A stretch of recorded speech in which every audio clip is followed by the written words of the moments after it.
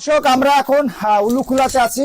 আপনারা দেখতে পাচ্ছেন যে উলুখুলা এটা কিন্তু আপনার হিন্দু এবং মুসলমান তারা মিলেমিশে এখানে আছে।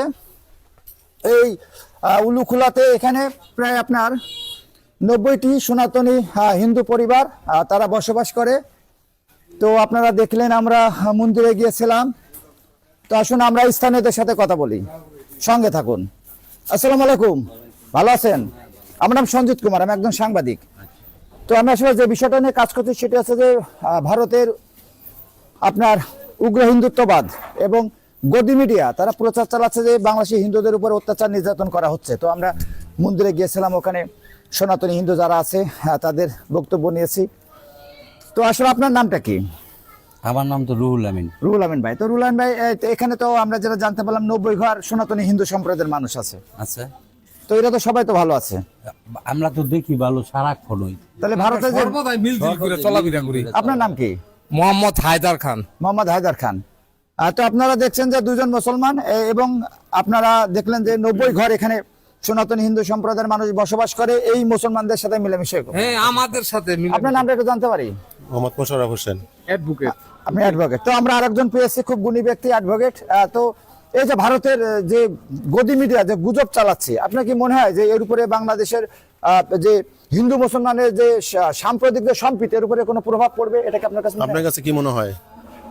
আমরা তো বাংলাদেশের মানুষ। আমার কাছে মনে হয় যে পড়বে না। তারপরেও আমি যে কাজটি করছি সেটা হচ্ছে যে আমি আরো মানুষকে সচেতন করার জন্য আমি যেহেতু কাজ সাংবাদিক, তাহলে আপনারা সাংবাদিক কাজ করতেছেন, এরকম দেখছেন যে কোনো জায়গায় হিন্দু মুসলমান দাঙ্গা হইতেছে বা হইছে এরকম দেখছেন? না, আমরা ওটা দেখিনি এবং আমরা এটা মানে যে হচ্ছে না সেটা প্রচার করার জন্য আপনাদের কাছে আমরা আসছি। আমরা এই আমাদের এইখানে হিন্দু মুসলিম খুব শান্তিপূর্ণ বসবাস করতেছি। ধন্যবাদ। তো প্রিয় দর্শক, আপনারা দেখলেন যে এখানে হিন্দু মুসলমান তারা মিলেমিশে বসবাস করছেন। এখানে আপনারা দেখতে পাচ্ছেন যে হিন্দু মুসলমান তারা পাশাপাশি এখানে ব্যবসা করছেন। নমস্কার, এই দোকানটা আপনার নাকি? না, এই দোকানটার মালিক কে? যে লোকনাথ, বাবা লোকনাথ ভান্ডার ভিতরে আছে না? নমস্কার দাদা। তো এই যে দাদা, ইনি একজন সনাতনী হিন্দু সম্প্রদায়ের মানুষ আছে। আপনি যে ব্যবসা করছেন মুসলমানদের সাথে মিলেমিশে বাংলাদেশে, তো আপনার কি কোনো সমস্যা আছে নাকি? আপনি কোনো সমস্যা করছেন? সমস্যা নেই।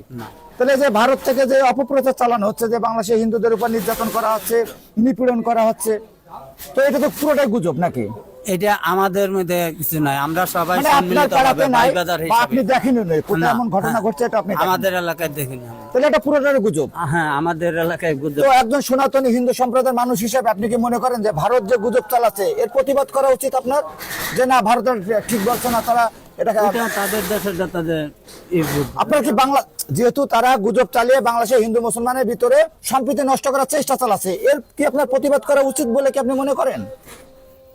না, আমার কি উচিত? আমরা তাহলে কি আপনি চান যে ভারত যেভাবে গদি মিডিয়া যেভাবে বলছে ওরাও সেভাবে বলবে?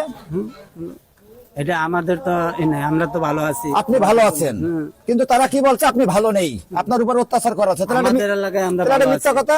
হ্যাঁ, তাহলে মিথ্যা কথা যে তারা বলছে, আপনার কি মনে হয় যে তারা মিথ্যা কথা বলছে, তাকে মিথ্যা কথা বলা উচিত না? এটা কি আপনার কাছে মনে হয়? হ্যাঁ, এটা তো ঠিক আছে, কিন্তু তাহলে তাদের যাদের প্রতিবাদ তো করা উচিত যে তারা যে খারাপ কাজটি করছে সেটা তাদের করা ঠিক না। যাদের না ঠিক না। হ্যাঁ। তো প্রিয় দর্শক, আসলে ব্যাপারটা হচ্ছে দাদা প্রথমে প্রশ্নটি বুঝতে পারে নাই, কিন্তু আসলে বাংলাদেশে যে হিন্দুরা আছে তারা কেউই চায় না যে ভারতের গদি মিডিয়া এবং উগ্রবাদী হিন্দু তাদের কারণে বাংলাদেশের হিন্দু মুসলমানের ভিতরে সম্প্রীতির ন্যূনতম কোনো ঘাটতি হোক। ধন্যবাদ।